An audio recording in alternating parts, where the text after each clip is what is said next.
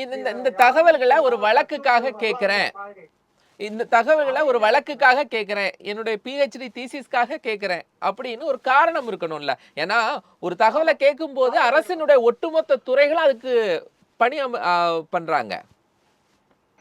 அதான் அதாவது என்ன காரணம், எதுக்காக இந்த தகவலை கேட்கிறோங்கிறத டீட்டெயில் சொல்லணும். அதை அவங்க சொல்லல. ரெண்டாவது, இப்ப அச்சுறுத்தல் இந்த மாதிரி யாரோ கேட்டு இந்த தகவலை வாங்கிட்டு போனாங்கன்னு அந்த தகவலையே சொல்றாங்க எல்லாம் இருக்காங்கன்னு சொல்றாங்க.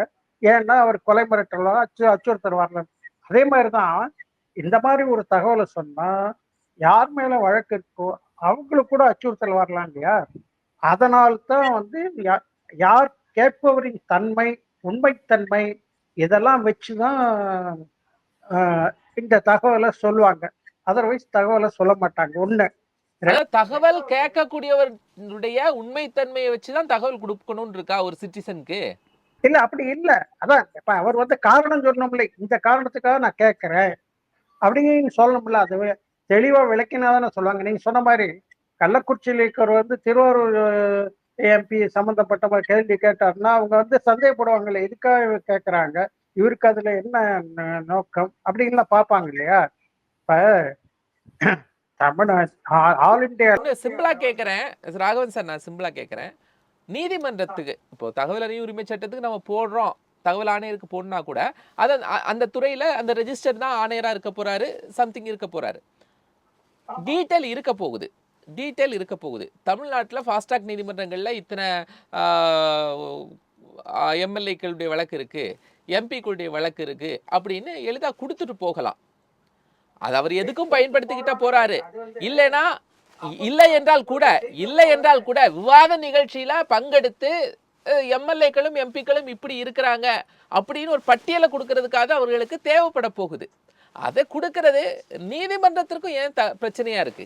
இல்ல, அவர் வந்து விவரங்கள்லாம் கேட்டிருக்காரு. இப்போ வந்து தமிழ்நாடு லெவல்ல கிட்டத்தட்ட எம்பிக்கள் எம்எல்ஏக்கள் மேல 500க்கு மேலான வழக்குகள் இருக்கு.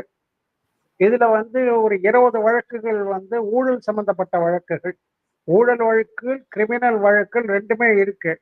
அதுல வந்து என்ன காரணத்துக்கு கேட்கறாங்க, எதுக்காக கேட்கறாங்க, அப்படி இது சம்பந்தமான டீட்டெயில்ஸ் அவங்க சொல்ல வேண்டிய அவசியம் இல்லைன்னு நினைக்கிறேன். அது வந்து ரெண்டாவது, இது தொடர்பான செய்திகள் அவ்வப்போது பேப்பர்லயே வருது.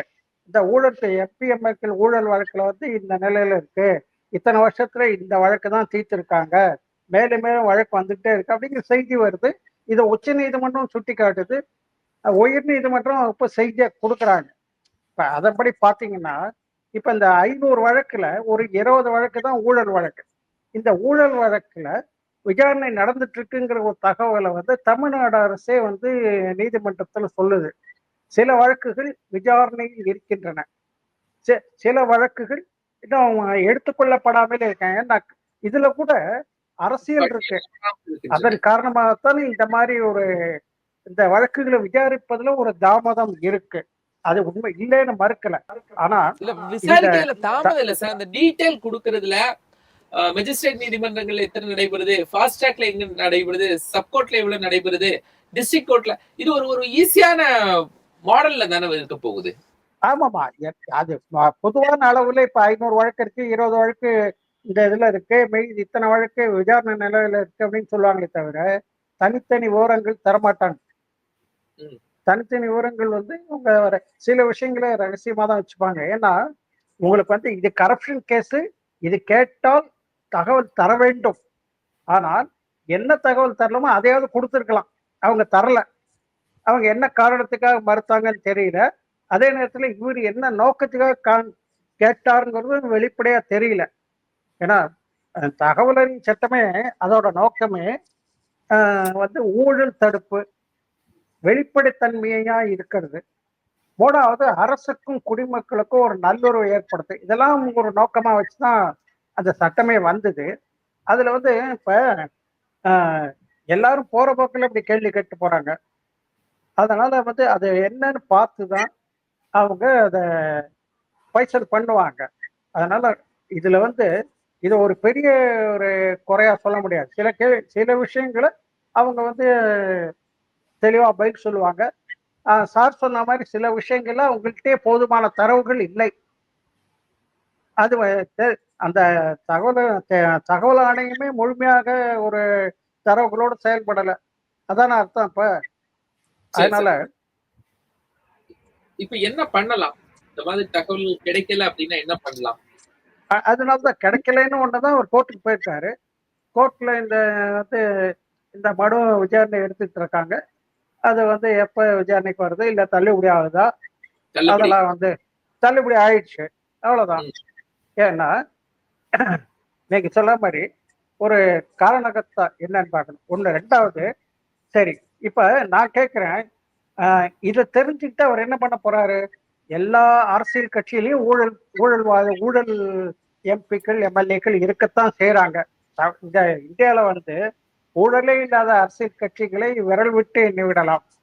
இதுல இப்ப இப்ப ஒரு ஒரு குறிப்பிட்ட கட்சியில ஒருத்தர் ஊழல் பண்றாரு, அவருக்கு தண்டனையோ இல்ல கட்சியிலேயே ஒரு எதிர்ப்ப கிளம்பி அவர் கட்சியில நீக்குறாங்கன்னா, இப்ப நேத்து புதுசா தொடங்கின ஒரு கட்சி என்ன கான்ஸ்டிடியூஷன் பண்றாங்க, படிக்கக்கூடிய ஒரு அவரை கூப்பிட்டு மாணவர் அரவணைச்சுக்கிறாங்க. சார், ஒரு அப்ப கான்ஸ்டிடியூஷன் படிக்கக்கூடிய மாணவர், சட்டம் படிக்கக்கூடிய சட்ட மேற்படிப்பு படிக்கிறவங்க, யாரோ ஒருத்தருக்கு அவருடைய தீசிஸ்க்கு தேவைப்படுது சார். ஆமா, அதுக்கு அது கேட்டா அதான் கொடுக்கணும்ல. அவங்க இல்ல ப்ராஜெக்ட்டுக்கு தேவைப்படுதுன்னா கொடுக்கணும்ல. அதான் அதான் ப்ராஜெக்ட் தேவைப்பட்டா கொடுக்கணும், இல்லைன்னு சொல்ல. அதைத்தான் நான் சொல்றேன். என்ன நோக்கத்துக்காக அவர் கேட்டாங்க அதை அவர் தெளிவுபடுத்தல. நான் ம். விவரங்கள்லாம் கேட்டேன். தகவல் உரிமை சட்டத்தின் கீழ் எனக்கு பதில் வரல, என் கோரிக்கையை நிராகரிச்சிட்டாங்க. எனவே இந்த ம், தகவல் உரிமை சட்டத்தின் கீழ் தகவல் ஆணையம் நான் கேட்ட தகவலை தர உத்தரவிட வேண்டும் தான் அவர் கேஸ் போட்டிருக்காரு. இப்ப கூட ஏன் இவர் நான் எதுக்காக கேட்டேங்கிறது இதுல வந்து விளக்கமா இல்லையே. ம். அப்படிக்கத்த வந்து அதுல அதுல ஒரு கேள்விக்குறி தானே. எஸ். இப்ப ம். அதான் இப்ப அதை கேட்டு அதை தெரிஞ்சுட்டு இவர் என்ன பண்ண போறாரு? நான் சொன்னதுதான், ஒரு கட்சியில அவங்க ஒரு ஊழல்வாதியத்தை தேர்தல் கட்சி, வெளியேற்றப்பட்டால் புது புதிய கட்சி கட்சி என்ன பண்றாங்க? வராங்க. அந்த அ ஊழல்வாதியை கூப்பிட்டு தங்க கட்சியில அரவணைச்சுக்கிறாங்க. இல்ல 3 மாசம் அந்த ஊழல் ரா பேர் நீக்கப்பட்ட பேர் வழி 3 மாசம் கழிச்சு அவரவே போய் ஒரு கட்சியில சேர போறாரு. ஆக்குடி எல்லா அரசியல் கட்சியுமே இந்த ஊழல் பேரில்